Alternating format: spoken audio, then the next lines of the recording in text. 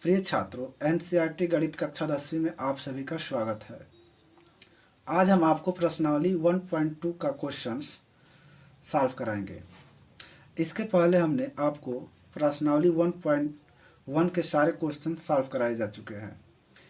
तो अगर आपने वीडियो को सब्सक्राइब नहीं किया है तो वीडियो को सब्सक्राइब कर लीजिए और वीडियो का सारा लिंक नीचे डिस्क्रिप्शन में दिया गया है, वहाँ से आप क्लिक करके देख सकते हैं। आप टेलीग्राम ज्वाइन करके सारे वीडियो को नोटिफिकेशन सबसे पहले पा सकते हैं और सबसे पहले देख सकते हैं। चलिए क्वेश्चन की तरफ हम चलते हैं।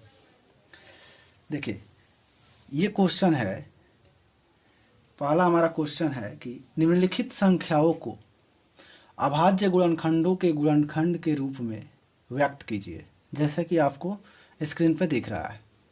अब पहला हमारा क्वेश्चन दिया है 140, दूसरा 156 और तीसरा 3825 और चौथा 5005 और जो लास्ट वाला 5 नंबर है 7429।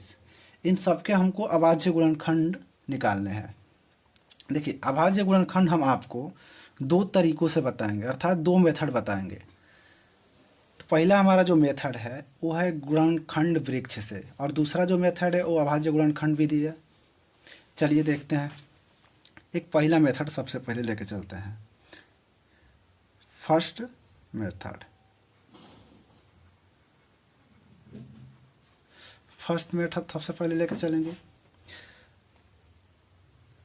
इसको कहा जाता है गुणनखंड वृक्ष विधि। गुणनखंड वृक्ष विधि। हम पहला क्वेश्चन चूंकि लेके चल रहे हैं 140 का जो है कि गुणनखंड करना है। इसमें हम 140 को एक सर्किल के अंदर रखेंगे। आप यहाँ पे चाहे तो किसी के भी अंदर रख सकते हैं। उसके बाद से यहाँ से हमको अभाज्य गुणनखंड चाहिए, कोई एक अभाज्य गुणनखंड। जैसे इस 140 को दो पार्ट में हम तोड़ेंगे, तो देखिए ये 2 और 70 में टूट जाएगा। मतलब 70 दूना 140, अर्थात ये टूटेगा एक अभाज्य गुणनखंड 2 में और एक गुणनखंड 70, जो कि अभाज्य गुणनखंड नहीं है। फिर देखिए यहाँ सब 70 को तोड़ेंगे, तो देखिए ये 2 में और 35 में आसानी से टूट जाएगा। मतलब 2 और 35 70 के गुणनखंड है। इसको हम इस प्रकार लिख देंगे। फिर इस 35 को अब हम तोड़ेंगे 2 गुणनखंडों में, तो देखिए यहाँ से आपको 5 एक अभाज्य गुणनखंड मिलेगा और यहाँ से 7 भी एक अभाज्य गुणनखंड ही मिलेगा। मतलब अंत में जाते जाते हमको 5 और 7 2 अभाज्य गुणनखंड मिल चुके हैं। अब यानी अभाज्य गुणनखंड ही हमको चाहिए, तो यहाँ से हमारा जो है अभाज्य गुणनखंड है सारे मिल चुके हैं। तो यहाँ पे लिखेंगे 140 बराबर, चूँकि 140 का निकाल रहे हैं इसलिए लिखेंगे 140 बराबर 2 गुणे 2 गुणे 5 गुणे 7।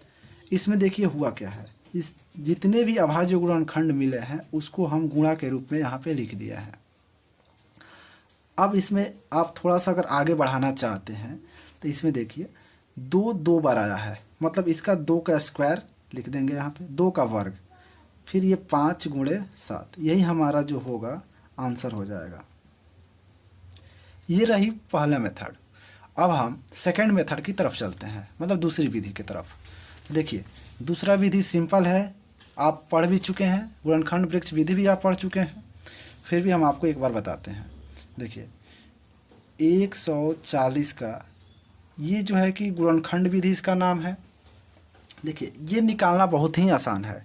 जैसे हमको करना क्या है, सबसे छोटा अभाज्य गुणनखंड सबसे पहले लेके चलेंगे। तो 2 हमारा सबसे छोटा अभाज्य गुणनखंड है, लेकिन कोई ये ज़रूरी नहीं है कि 2 से ही भाग चली जाए। कभी कभी ऐसा होता है कि 2 से भाग नहीं जाता है। तो इसमें देखिए चूँकि लास्ट में 0 आया है, इसका मतलब 2 से कन्फर्म है कि इसमें भाग जाएगा। कुछ आपको हम ट्रिक बता रहे हैं। जैसे देखिए लास्ट में अगर किसी भी नंबर के लास्ट में 0, 2, 4, 6 और 8 अगर आता है तो इसका मतलब उसमें 2 से भाग पक्का जाएगा।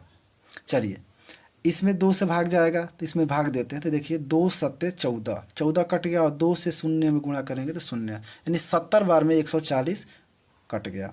अब यहाँ से फिर देखिए फिर लास्ट में 0 आया है, मतलब 2 से भाग जाएगा। तो यहाँ से 2 से देंगे तो देखिए 2 3 6, यानी 7 में से 6 गया, 1 हो जाएगा, यानी हो जाएगा ये 1 और 0 मिल के 10, यानी 2 5 10, यानी 2 से 5 बार गुणा करेंगे तो 10 आ जाएगा। अब हमारा लास्ट में बच गया है 35। तो 35 को देखिए 2 से भाग देंगे तो ये नहीं जाएगा, क्योंकि लास्ट में 5 आ गया है। अब देखिए, अब 2 का अगला जो अभाज्य गुणनखंड अभाज्य संख्याएं है वो है 3। अब 3 से जब इसमें भाग देंगे तो 3 से भी नहीं जाएगा। इसी प्रकार जो अगला अभाज्य है, फिर उसका अगला अभाज्य है, इसे चेक करते जाएंगे। तो देखिए 3 का अगला अभाज्य संख्या 5 है, तो 5 से ट्राई करके देखिए, तो 5 7 35, यानी 5 से 7 बार में चला गया। इसका मतलब एक अगला अभाज्य संख्या मिल गया। फिर यहाँ से देखिए 7 से ये जाएगा, यानी 7 का में एक बार में ये चला जाएगा, यानी ये हो गया। जैसे ही लास्ट में 1 आएगा हमारा काम कंप्लीट हो जाएगा। इसका मतलब 2 2 5 7, इसमें भी अभाज्य गुणनखंड मिल गए हैं, अभाज्य संख्याएं मिली है। देखिए तो लिखेंगे इसको 140 बराबर 2 × 2 × 5 × 7, ये हमारा हो गया अभाज्य गुणनखंड। हमारा अगला क्वेश्चन है दूसरा 156, अर्थात 156 का हमको अभाज्य गुणनखंड निकालना है। पहले क्वेश्चन में हम 2 मेथड पढ़े हैं, इस क्वेश्चन में हम सिर्फ एक मेथड से पढ़ेंगे। आप चाहें तो 2 मेथड से बना सकते हैं इसको। चलिए हम कोई एक मेथड लेके चलते हैं। तो गुणनखंड वृक्ष विधि को छोड़ करके हम जो दूसरा मेथड है उस मेथड से हम आपको बताएंगे। आप उस मेथड से भी इसको बनाइएगा। चलिए इस मेथड से अगर हम बनाते हैं इस क्वेश्चन को, तो 156 लिखेंगे, फिर ऐसे कर देंगे। फिर हमको यहाँ पे जो है कि देखिए लास्ट में 6 आ गया है। आपको अभी पीछे पहले क्वेश्चन में बताया गया है कि 0 2 4 6 8 अगर इक्याई के स्थान पे आता है, इसका मतलब 2 से भाग जाएगा। इससे ये कंफर्म हो गया कि इसमें 2 से भाग जाएगा, तो हम 2 से भाग इसमें आराम से लेके जाएंगे। यानी 2 7 14, 15 में से 14 गया, 1 और 6 मिलके हो गया 16, यानी 2 8 16, यानी 78 बार में चला गया भाग। फिर एक काम करेंगे, अब अगला अभाज्य गुणनखंड, अगला अभाज्य देखिए इसमें 8 अभी आया है, इसका मतलब 2 से भाग जाएगा, तो फिर 2 से लेके जाएंगे, यानी 2 3 6, और यहाँ से 7 में से 6 घटा 1 हो गया, 1 और 8 मिलके फिर 18 हो गया, तो 2 9 18। लेकिन अब आगे आप देखिए ये हो गया 39 में हम लास्ट में इकाई के स्थान पे 9 आ गया है, इसका मतलब 2 से भाग जाना बंद। इसका मतलब अब अगला जो है कि अभाज्य संख्या देखेंगे, तो अगला अभाज्य संख्या हमारा 3 है, तो 3 से ट्राई करके देखें। देखिए 3 का में 3 और 3 3 9, इसका मतलब ये 39 कट जाएगा 3 से, तो 3 से लेके जाएंगे, तो 3 का में 3 और 3 3 9, ये हमारा 13 से भाग चला गया। अब यहाँ से देखिए इस 13 में भाग लेके जाना है, तो आपको भी पता है 13 में किसी भी नंबर से भाग नहीं जाएगा, क्योंकि ये जो 13 है खुद एक अभाज्य संख्या है, इसका मतलब स्वयं से जाएगा।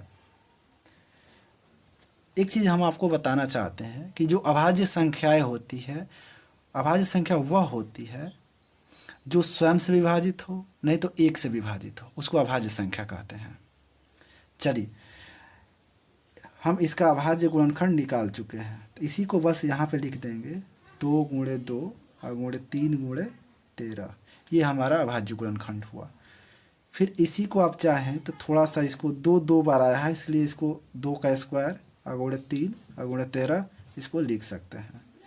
यही हमारा रिक्वायर्ड सॉल्यूशन हो जाएगा। चलिए इसके आगे थोड़ा सा और बढ़ते हैं। 3rd नंबर क्वेश्चन देखते हैं। तीसरा क्वेश्चन है 38 25, यानी 3825।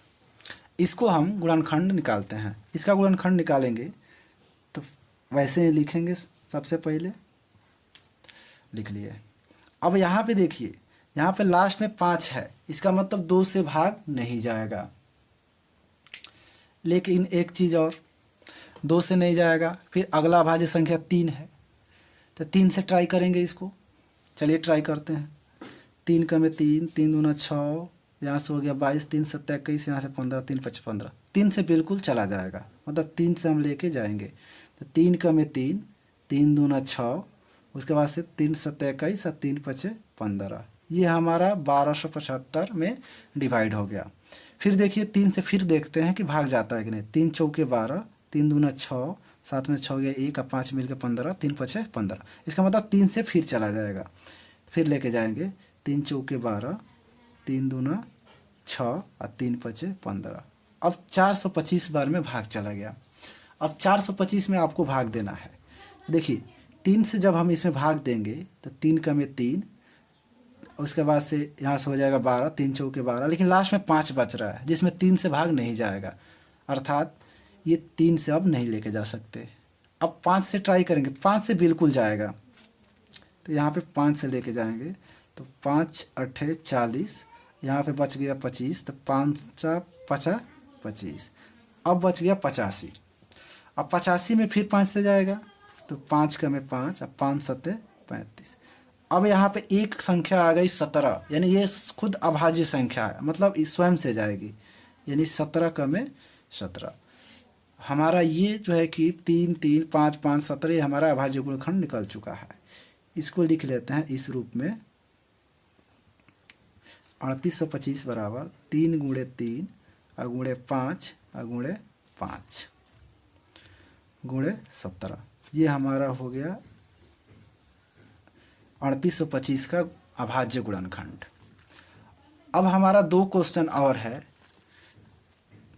चौथा 5005 और 5वां 7429। तो हम सोच रहे हैं या आपको होमवर्क भी दिया जाए, आप इस क्वेश्चन को सॉल्व कीजिएगा। अगर समझ में नहीं आता है, अगर नहीं बन पाता है तो कमेंट बॉक्स में कमेंट कीजिए, इस क्वेश्चन को सॉल्व ज़रूर कराया जाएगा।